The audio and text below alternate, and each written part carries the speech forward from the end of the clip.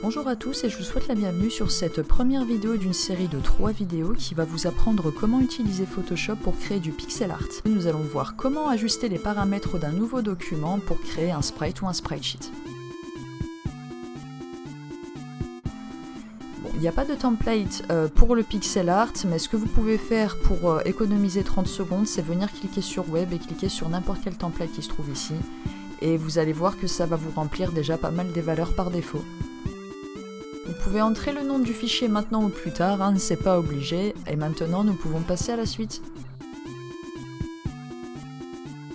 La première chose que nous pouvons régler, ça va être la dimension du canvas ou de l'artboard sur lequel nous allons travailler. Ici, c'est vraiment une valeur qui va être personnelle et propre à chacun. Il faut juste que vous entriez ce dont vous avez besoin dans les cases qui sont ici. Il faut bien s'assurer que l'unité de mesure est réglée en pixels et pas quelque chose d'autre. Vous pourriez vous retrouver avec des centimètres, des millimètres, des pouces. Il vous faut bien des pixels. Je vais créer un document avec des dimensions un petit peu larges. On va le faire 160 par 160. Dans mon cas, vu que je vais me retrouver avec une feuille carrée, l'orientation ne va pas avoir d'importance. Par contre, vous, si vous rentrez ici deux valeurs différentes, assurez-vous bien que l'orientation portrait ou paysage soit celle que vous voulez. Et nous pouvons maintenant passer à la ligne suivante. Ici, nous allons régler le nombre de pixels par pouce que nous allons voir sur notre artboard. Pour le design sur les écrans, nous avons bien besoin de 72 pixels par pouce, donc c'est parfait, nous n'avons pas à toucher cette valeur. Si jamais vous vouliez imprimer le sprite que vous allez créer, il va vous falloir une résolution de 300 pixels par pouce minimum. Alors ensuite, le mode de couleur. Pour ceux qui savent déjà ce que RGB 8 bits veut dire, vous pouvez d'ores et déjà passer au point suivant. Pour les autres, une explication rapide. RGB veut dire Red, Green, Blue, donc rouge, vert, bleu en anglais, qui sont les 3 couleurs primaires aussi appelées canaux dans ce contexte. Et c'est en ajoutant ces couleurs les unes aux autres que nous allons obtenir toutes les couleurs que nous pouvons voir. Et c'est de cette façon-là que nos écrans répliquent les différentes couleurs qu'ils affichent. Et c'est donc pour ça que lorsque nous créons un sprite pour les écrans, il va falloir le faire en mode RGB pour que le mode de couleur soit le même que celui de l'écran.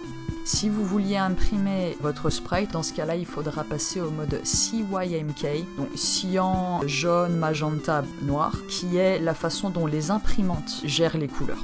Les bits indiquent le nombre de couleurs par canal ou le nombre de nuances de chaque couleur primaire, ce qui va décider du nombre de couleurs que l'image peut afficher. Par exemple, les images en RGB 8 bits ont 3 couleurs primaires et 256 nuances par couleur.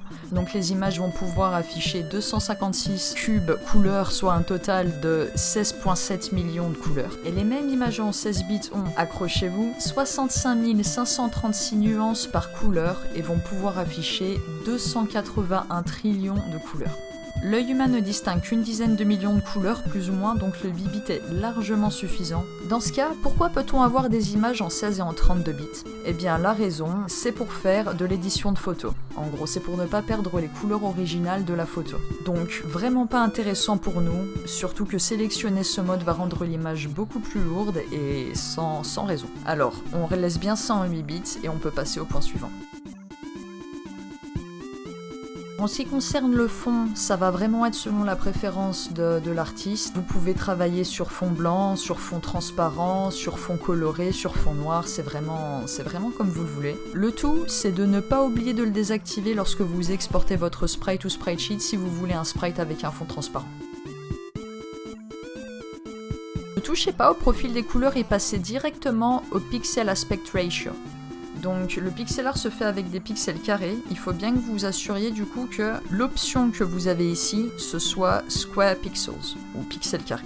Et voilà, on peut maintenant cliquer sur Create New et nous obtenons un nouveau document paramétré correctement pour le pixel art. Dans la prochaine vidéo, nous allons parcourir l'interface ensemble et voir directement tous les éléments qui nous intéressent pour la création de pixel art. Si vous avez aimé ou appris quelque chose, je vous invite à cliquer sur le petit pouce bleu et à me suivre en cliquant sur la cloche. Et si vous avez une question ou une remarque, vous pouvez me la mettre dans les commentaires et je vous répondrai dès que possible. Merci à tous et je vous dis à bientôt dans une nouvelle vidéo. Salut!